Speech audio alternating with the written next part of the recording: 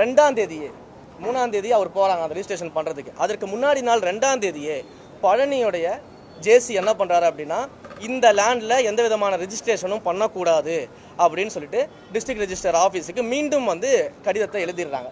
3ஆம் தேதியும் அந்த ரிஜிஸ்ட்ரேஷனை வந்து ஹோல்டு பண்ணி பெண்டிங்கில் போட்டுடுறாங்க. முயற்சி பண்ணுறாங்க நம்ம பெண்டிங்கில் போட்டுடுறோம். முயற்சி பண்ணுறாங்க. அப்போ இருந்த சப் ரெஜிஸ்ட்ரார் வந்து அப்போ வந்து அசிஸ்டன்ட் ஒருத்தர் ஒர்க் பண்ணிட்டு இருக்கிறாரு. நாங்கள் 1ஆம் தேதி ஒரு ட்ரான்ஸ்ஃபர் போடுறோம்.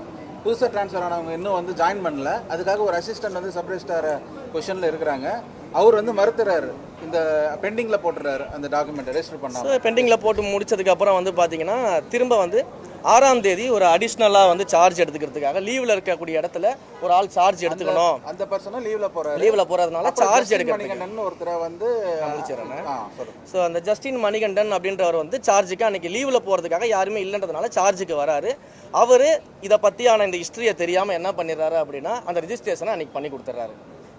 மக்களே, இன்னைக்கு அறநிலைத்துறை அமைச்சர் ரமேஷ் அவர்கள் வந்து இந்த பழனியில 100 கோடி ரூபாய்க்கான அந்த லேண்ட, கோவில் லேண்ட வந்து 2 இண்டிவிஜுவலுக்கு ரெஜிஸ்டர் பண்ணிருக்கிறதா வந்து நிறைய சர்ச்சை போயிட்டு இருக்கு. அதுக்கான விளக்கம் அவர் கொடுத்திருந்தாரு.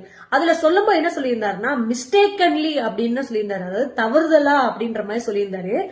தவறுதலா யார் பண்ணா அப்படின்னு சொல்லிட்டு கேக்குறப்ப சப் ரிஜிஸ்டர் பத்தி பேசியிருந்தாரு.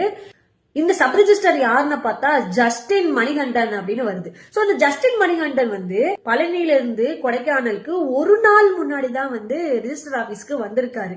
அதே மாதிரி இந்த ஒரு சைன் போடுறதுக்கு ஒரு நாளைக்காக ஒரு சப் ரிஜிஸ்டரை பழனிக்கு டிரான்ஸ்பர் பண்ணிருக்காங்க. அப்ப டிரான்ஸ்பர் பண்ணப்பட்டது யாருடைய பிளான், யாரு பண்ணா, இது ஒரு விஷயம்.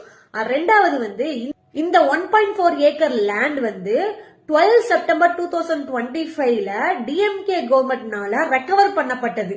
ரெக்கவர் பண்ணப்பட்ட ஒரு லேண்ட ஜூலை 6ஆம் தேதி எப்படி ரிஜிஸ்டர் பண்ணுவாங்க, அதுவும் டெம்பரரியா வந்த சப் ரிஜிஸ்டர் எப்படி இத பத்தி எதுவுமே டீடைல் தெரியாம சைன் பண்ணுவாங்க? அப்ப பின்னாடி யாரு இதுக்கு இருக்கா?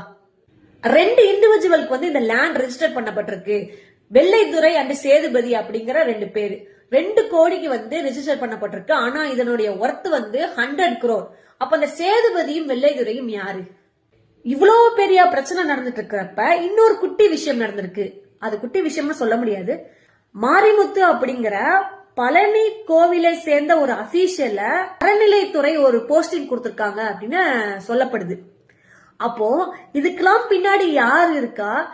எப்படி இது வந்து டெம்பரரியா வந்த ஒரு சப் ரெஜிஸ்டர், அதுவும் ஒரே நாள்ல வந்து அதோட ஹிஸ்டரியே தெரியாம எப்படி பண்ணுவாங்க? இன்னைக்கு ஈஸியா வந்து மினிஸ்டர் ரமேஷ் அவர்கள் சொல்லிட்டு போறாரு மிஸ்டேக்கன்லி அப்படின்னு சொல்றாரு. எனக்கு புரியல.